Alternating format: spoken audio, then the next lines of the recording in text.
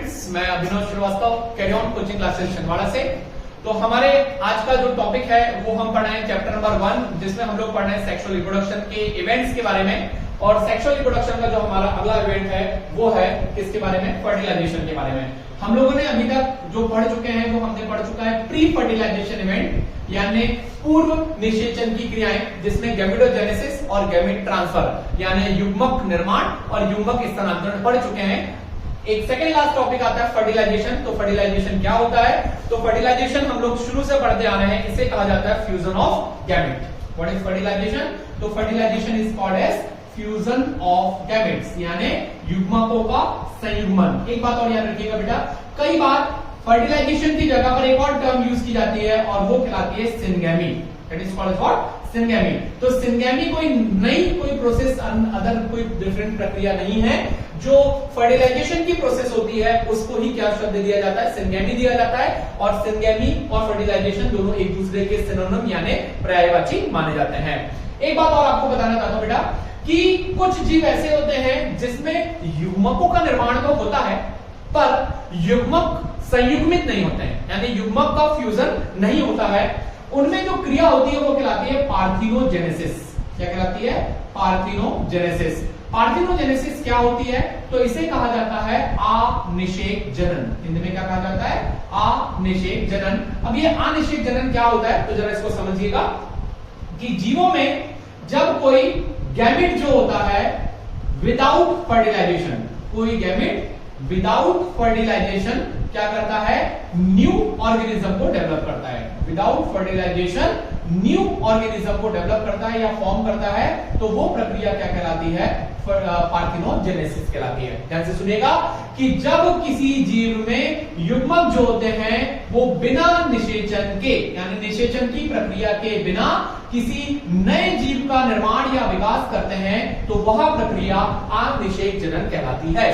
तो अनिषेक जनन की प्रक्रिया भी एक बहुत महत्वपूर्ण प्रक्रिया है। मुख्य रूप से ये पाई जाती है रोटिफर्स में, हनी बी में यानी मधुमक्खी में, और कुछ लिजार्ड्स में और बर्ड्स में ये प्रक्रिया देखी जाती है।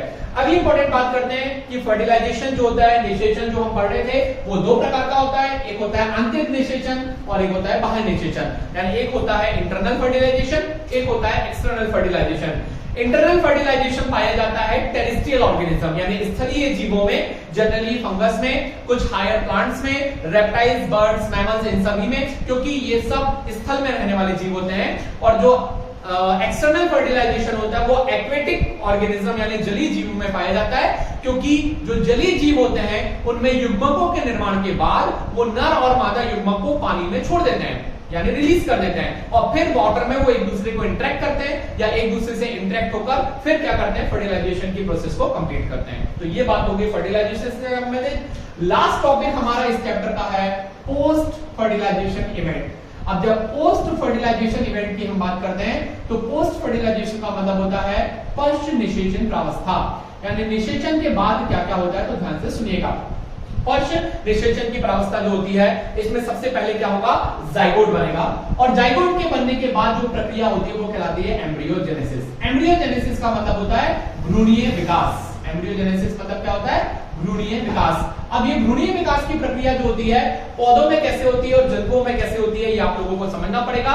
तो सबसे पहले हम बात करते हैं कि एम्ब्रियोजेनेसिस होती क्या है। तो आप उसको ऐसा समझ लीजिए कि किसी जाइगोट से एम्ब्रियो के निर्माण की प्रक्रिया, किसी जाइगोट से एम्ब्रियो के निर्माण की प्रक्रिया, यानी किसी युग्मनज से भ्रूण के विकास की प्रक्रिया जो होती है वो क्या कहलाती है? एम्ब्रियोजेनेसिस, यानी उसे क्या कहा जाता है? भ्रूणीय विकास कहा जाता है। अगली बात करते हैं कि जाइगोट जो होता है, ध्यान से सुनिएगा कि जब एम्ब्रियोजेनेसिस की प्रोसेस होती है तो बेटा एम्ब्रियोजेनेसिस की प्रोसेस में खास बात ये होती है कि एम्ब्रियोजेनेसिस में बहुत इंपॉर्टेंट फिनोमेना होता है। ध्यान से सुनना, इसमें जो एम्ब्रियो होता है उसके बनने के पहले जाइगोट जो होता है उसमें एक इंपॉर्टेंट दो प्रोसेस होती है जाइगोट में, यानी युग्मनज में। पहली प्रक्रिया जो होती है वो कहलाती है सेल डिवीजन। एक प्रक्रिया क्या कहलाती है?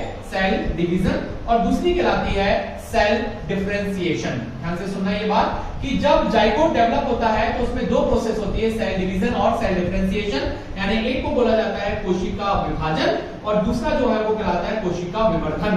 कोशिका विभाजन और एक क्या कहलाता है, कोशिका विवर्धन कहलाता है। तो ये कोशिका विभाजन और विवर्धन में क्या अंतर होता है?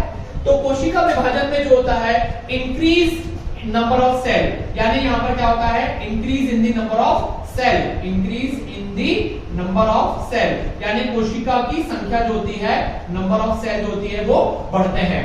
और सेल डिफरेंशिएशन में क्या होता है कि जो सेल होती है वो undergoes in modification, it undergo in modification. Modification मतलब ये होता है कि ये विकास के अंतर्गत जाते हैं, यानी इनमें मॉडिफिकेशन होता है, इसमें विकास होता है, परिवर्तन होता है, और इसके द्वारा क्या बनते हैं, इसके द्वारा स्पेशलाइज्ड मतलब विशेष प्रकार के टिश्यू और ऑर्गन का निर्माण होता है, यानी विशेष प्रकार के ऊतक और अंगों का निर्माण होता है, और वो प्रक्रिया क्या कहलाती है, डिफरेंशिएशन कहलाती है।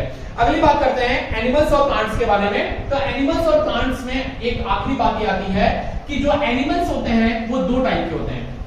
कौन से दो प्रकार के होते हैं? एक ओविपेरस और एक विविपेरस। तो सुना ही होगा आप लोगों ने कि एनिमल्स जो होते हैं जनरली दो टाइप के होते हैं, एक क्या होते हैं बेटा, ओविपेरस, और एक जो होते हैं वो क्या कहलाते हैं, विविपेरस।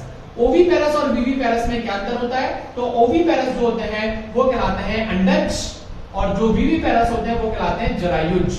अंडज और जरायुज में क्या अंतर होता है? तो अंडज मतलब अंडे देने वाले, एग लेइंग एनिमल जो होते हैं वो क्या कहलाते हैं, एग लेइंग एनिमल कहलाते हैं। What they are called as, egg laying animals are called as oviparous, and जो यंग वन को बर्थ देने वाले ऑर्गेनिजम्स होते हैं they are called as viviparous. तो ओविपेरस जो एनिमल्स होते हैं इसमें आ जाते हैं कौन से रेप्टाइल्स और बर्ड्स। मेनली कौन आता है बेटा इसमें, रेप्टाइल्स आते हैं और कौन आते हैं, बर्ड्स आते हैं, यानी सरीसृप और पक्षी जो होते हैं ये क्या करते हैं, इनके शरीर से एक अंडे जैसी संरचना का निर्माण होता है, जिसमें भ्रूण चारों तरफ से एक कैल्शियम युक्त आवरण से घिरा हुआ होता है, और उसके अंतर्गत उसका इंक्यूबेशन होता है, और फिर उससे एक नए बच्चे का या नए जीव का जन्म होता है। विविपेरस जो होते हैं इसमें जो जाइगोट होता है वो मदर के, ये किसमें होगा, ये ज्यादातर जो होता है मैमल्स में पाया जाता है। तो मैमल्स जो होते हैं उनमें जो जीव होता है वो मदर के यूटेरस यानी गर्भाशय में विकसित होता है, और गर्भाशय में विकसित होकर एक नए जीव का क्या कर लेता है, निर्माण कर लेता है। तो अब यहां पर लगभग हम इस चैप्टर के एंड में आ गए हैं। आपको ये बात याद रखना है कि एनिमल्स में जो मुख्य रूप से ये जो प्रोसेस होती है, जो मैं बता रहा हूं कि ये जो युग्मनज जो होता है वो भ्रूण बनाता है, मोरुला, ब्लास्टुला अवस्था जो मैंने बताया, जब हम चैप्टर नंबर 3 पढ़ेंगे तब मैं आपको उसको विस्तृत रूप से बताऊंगा। और प्लांट्स में एक बात आप सुन लीजिए कि यहाँ पर जो जाइगोट होता है उसका फॉर्मेशन, एक जो आपके एनसीईआरटी में दिया हुआ है वो यही लिख देता हूं मैं, क्योंकि आपको याद रखना है वो चीज कि जाइगोट जो होता है वो क्या बनाता है, और जो सीड होता है या जो ओव्यूल होता है वो क्या बनाता है, ध्यान से सुनना। तो यदि हम बात करते हैं, ध्यान से सुनना, प्लांट्स में या फ्लावर की जब हम बात करते हैं उसके स्ट्रक्चर में एक खास चीज होती है ओव्यूल, ठीक है, जिसको आप लोग बोलते हैं बीजांड, और दूसरा जो होता है वो कहलाती है ओवरी, जिसको आप लोग बोलते हैं अंडाशय, ठीक है। तो होता यह है कि जो बीजांड या ओव्यूल होता है ये विकसित होकर बनाता है किसको, एम्ब्रियो को, भ्रूण को, और भ्रूण जो होता है ये विकसित होकर बनाता है सीड को, यानी ओव्यूल जो होगा ये भ्रूण और बीज को बनाएगा, जबकि जो अंडाशय है ये परिपक्व होकर बनाता है फ्रूट को, यानी फल का निर्माण करता है। अक्सर एक नंबर का प्रश्न पूछा जाता है कि फल क्या होता है, तो जो परिपक्व अंडाशय होता है उसे फल कहा जाता है, और इसके चारों तरफ एक कठोर आवरण पाया जाता है, फल के चारों तरफ एक कठोर आवरण पाया जाता है, जिसे क्या कहा जाता है, पेरिकार्प कहा जाता है। तो ये जितने शब्द मैंने यहाँ पर यूज किए ये सब आपके एनसीईआरटी के चैप्टर नंबर 1 में दिए हुए हैं। आप सभी से मैं पुनः निवेदन करता हूं कि हमारे इस चैनल को लाइक करें, शेयर करें और सब्सक्राइब करें, और हमारे लेक्चर्स आपको कैसे लग रहे हैं इनको कमेंट्स कर जरूर आप हमें बताएं इनके बारे में, और अधिक से अधिक आपके जो भी सहपाठी हैं, आपके जो फ्रेंड्स हैं, उनसे इस वीडियो को शेयर करें और उन्हें भी लाइक शेयर सब्सक्राइब करने के लिए कहें। बहुत बहुत धन्यवाद, थैंक यू वेरी मच।